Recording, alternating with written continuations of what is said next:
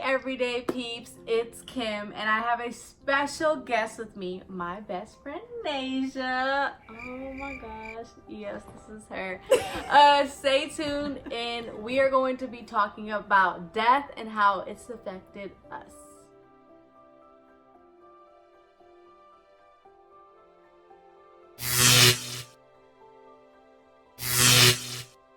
So, like I said, we're going to be talking about death. I'm going to let Nasia talk about like her experience with death, but we both lost someone, you know, in our lives at, I guess, like in our young adult age.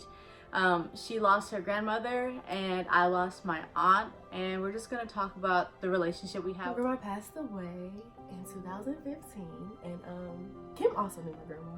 My grandma was very close to Kim. Kim's very close to all of my family, because you know, I love them.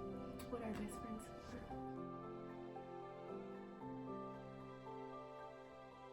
But my grandma, we were really close. Like, that was one of my grandmas that I was really close. You know, you have like 1, 2 great grandmas or anything like that. Like, my grandma I was really close. I go to her house all the time. We made goodie bags.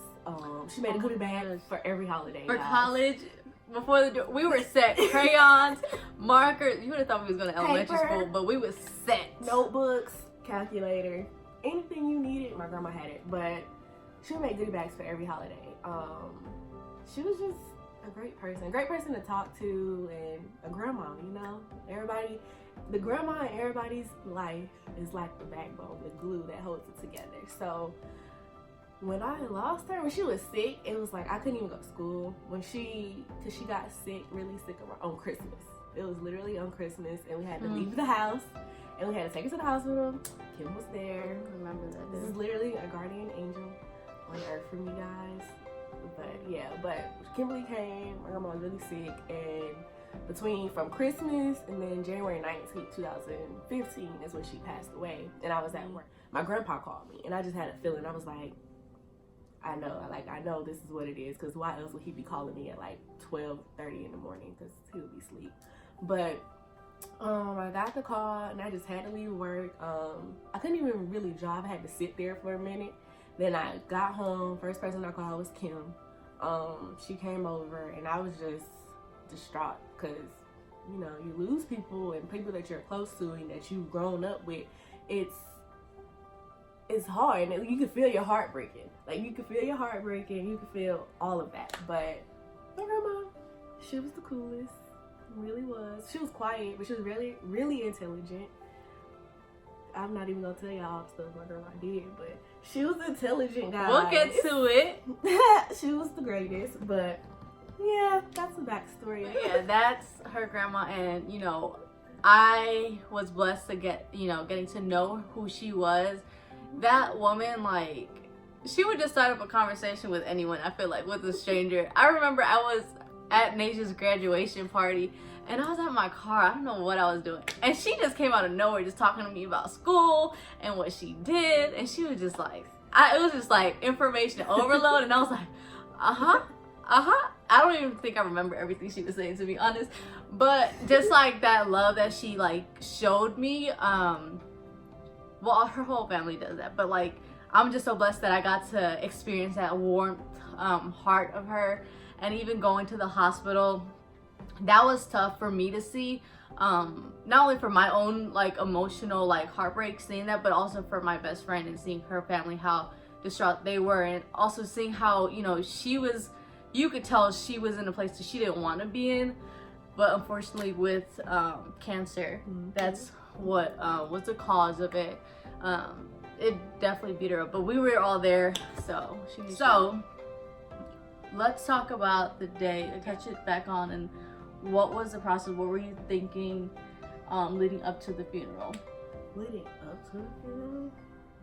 Can I remember back that far? I remember. Well, I don't know. First and foremost, you know, I was sad. That's sad and angry at the same time, because it's like, dang, why did she have to go? Why did God have to take her? You know, of course I'm angry and all this other kind of stuff. But leading up to it, I was sad, of course. But the date of the funeral, I can talk about that more. But the date of the funeral, you know, with Santa for it, but leading up to my grandma's death. So I'm gonna go back to that. Leading up to my grandma's death, I was in school and I was a biology major. And it's a great story. Yeah, I was a biology major and I was like, oh, I don't know if I want to do this no more. Like, I wasn't feeling the classes. Like, I wouldn't go to class. Chemistry, I was like, I'm not going. I took chemistry and physics at the same time. Don't know why I did that, but I didn't go to class. I didn't go to lab. I didn't do anything. I was just like, I'm not feeling this. So I went to my advisor, and luckily this is at the school we went to, Georgia State, you know, woo. But I had this one advisor.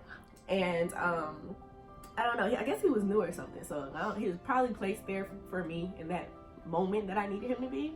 So I talked to him and I was telling him like what I'm passionate about and what I like to do. And he told me, he was like, look, he's like, I know what your passion is and what your focus needs to be on, but you have to find it. So just leading up to that, I was leaning more towards psychology and all these other kind of like social sciences and stuff. But so at the funeral, I was sitting there, I don't know who it was, somebody was talking about something about my grandma, but they were just like, yeah, she was a psychology major and she did this and she did that, and I was just like, wow, like these are literally all the things that I do, but I never knew that she did it. So it made sense, it just clicked. It was like, okay, so because my grandma wanted to be a psychiatrist, but she had my dad, so she just went and became a teacher. So that dream of that like just stopped. So I was like, oh, okay, so it clicked. That's what I need to do. So okay. So after the funeral and everything like that, I went back to school. I didn't go back to school that semester, but when I got back, I was like, I know what my passion is. I emailed the same advisor, and I told him, I was like, yeah, I'm gonna switch my major to psychology. I was already in 2 years in biology, so you know, it set me back a little bit, but I did. But she graduated. I did last year. But yeah, that just clicked. And so you know, what's the part when they put them in the ground? What's that part called? The burial? When they're burying them, yeah. When they're putting the casket y'all in the know ground. What I mean. That part. That part. But that was just, it was really, really overwhelming. Okay. So like, so at the funeral or any talk about our emotions? Yes. Okay. That's what I'm good. Raw, uncut, y'all. People want to hear the emotion to it. Okay, so I'm gonna go to that because, when we went to the burial, seeing like my whole family and my great grandma, which is her mom, is still alive. So it was just hard seeing my dad cry, my grandpa cry, my sisters cry, everybody, her sisters, and my great grandma, her mom. Like, you know, she lost her child. Like, it's supposed to be the parent goes. That's what we think, but you know, life doesn't happen that way. But seeing like all of that, it was just a lot to take into, but I'm glad Kim was here. You know, she's always here. But we wrote a poem for my grandma, and we all went up there to say it. My sisters were too emotional to say it, so I started it off, and then they said little pieces, but then they just got choked up, so I had to finish it. And would you say that helped, kind of like looking back, like did you make writing that piece for your grandma help in the grieving process? It did, because you know, you can put your emotions out. A lot of things you can't say, so you can write them down, and it's easier to do that. That was I did do that during the grieving process, like write my thoughts down and all of that. But that did help. It was very sad, but it was great. It felt like I felt her around us as we were reading it. Like, I felt her as we were reading it. And then that day after that funeral, it was just so many people that I've never met, like her friends or whatever, just coming up to me like, you look like your grandma, or you remind me of her, like you invited like a young her. And I was just like, I never seen any of this before, because wishing too that you talk to your grandparents, that you can learn them and what they've been through. That's one thing I did regret. But you know, everything happens full circle and things come at time. But everybody just come to me and was like, yeah, you remind me of her and all the things that you're doing. Like, that's what she was doing at your age, but I would have never known any of that. And I wish that I could know that, because I would have been like, oh, wow, we could have talked about these things. Like, but everything happens for a reason. That does bring new opportunity. Just like one life is gone, another one is being born, and that's for you, and that's for a baby being born, Mm-hmm. a new idea, anything. Because if she didn't pass, then I wouldn't say, oh, I want to be a psychologist, or Right. I wouldn't have these dreams. They wouldn't have clicked and it wouldn't have made sense. And that was, what, 4 years ago? And now everything is just clicking, how everything comes full circle, and why you're placed in certain situations for certain things, or certain things happen. Like, and even before my grandma died, like, she knew, like, me and my dad, we didn't have the best relationship. We did not have the best relationship. And I just know, like, when she was in the hospital before she passed, she was really, like, she couldn't even talk. So I just know my dad was sitting over there crying, and me just being, like, the oldest and, you know, the firstborn and everything like that, I went over there, I hugged him, I wiped his tears, and this is still when we still didn't have a good relationship. But that whole time my grandma was still alive, she was just like, you gotta talk to him, y'all gotta talk to each other, you gotta do this. And I'm just like, because I'm stubborn. So I was like, okay, why do I gotta be an adult? But that's another story. But and after the But it funeral, helped you, though. Yeah, it did. It helped me learn to love. Mm-hmm. It helped me learn how to love, because if you don't have love in your heart, Life is hard. Life is without hard. love. Everything is hard. And it's just like, I sat there and I forgave him for everything that he's ever done and everything like that. But after her passing, we've gotten a little closer. We still got to work on some stuff, but I'm proud of him for how far he has came. And I think that he's still going through it, but I feel like that's because he doesn't talk about it. And that's one thing you have to do, whether you lose somebody to death, or a job, or a relationship, Divorce, anything that you lose, and it brings you this sadness, this all these emotions. You have to talk about these things, whether it's you write them down, you talk to a best friend, or you just record your thoughts. Do something, but you have to talk about it. And talking about it and having the right people around you, like Kim said, definitely helps. And when you lose people, or you go through these things, you might have some friends and you think that they gonna be there for you, and they're not. And then it makes you just look at your whole life like, oh. But having the right people and positive people around you, because like I said, Kim was one of them, the only one.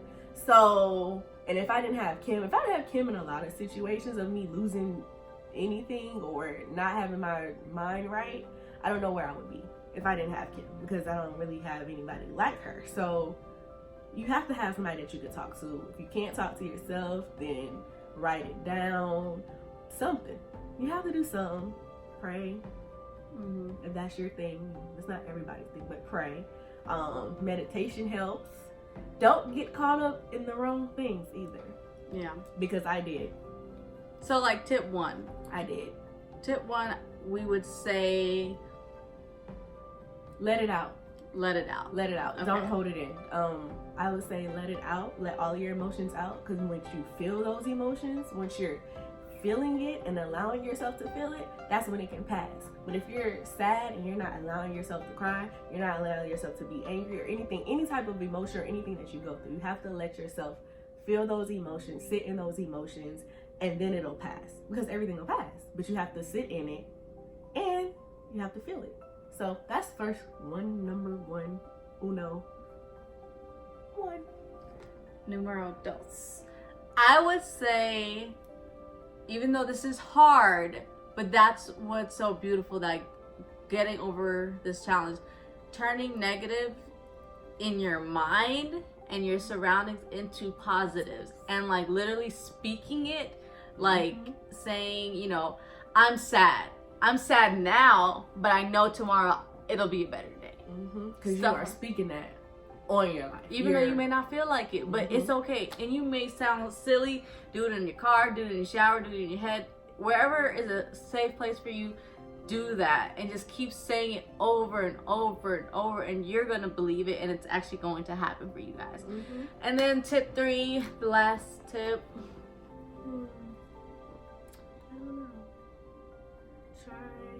I don't know if this is a tip, but really try not to get caught up in alternatives to make yourself feel better, because it's gonna still be there regardless. Yes. I can speak of my own experience. When my grandma passed, that's when I started drinking every day. I would drink all the time. I gained so much weight from drinking.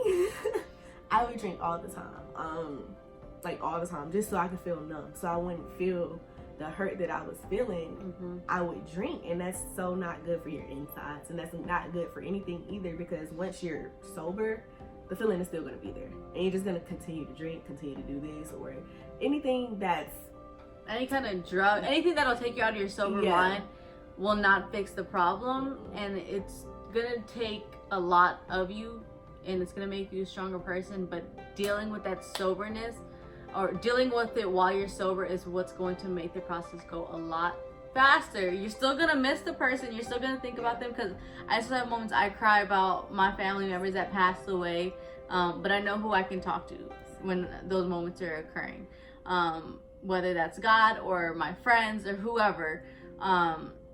Just knowing how to let it out, you know, staying positive, and then thirdly, like you said, trying to do this all in a sober mind. So, and also to piggyback on that, I guess you could say the tip is to find things to keep you busy, find things to do. Like, you know, of course you're gonna be sad. Allow yourself time to grieve though. Give yourself, you know, weeks or so, but don't sit in it. Find things to do. Be productive in this situation, because if you just sit there, then that's when all the thoughts and I wish I could have did this and blah blah blah, or that's when you start using the drugs, the alcohol, anything. But find things to be productive about and do that, because it'll help. Yeah, I'm telling you. Yeah. So it'll definitely help. To kind of recap, it's normal to be mad, sad, feel regret, even if you felt like, you know, while they're living, you're doing all that you can do. You're still gonna feel that. It's normal. I don't know why we feel like that as human beings, but use those tips, see what works best for you. Seek out people that you can talk to, or sources that you can do, you know, to make this process easier. But thanks for listening to this video. If you guys have any more questions for me or Nasia, please drop down your comments below. Subscribe, whichever way it's at, and then like or dislike the video, because again, this is raw, uncut, real stuff. We want to know your opinion. So thanks, guys. You'll see me again, guys. Yes. Bye. Bye.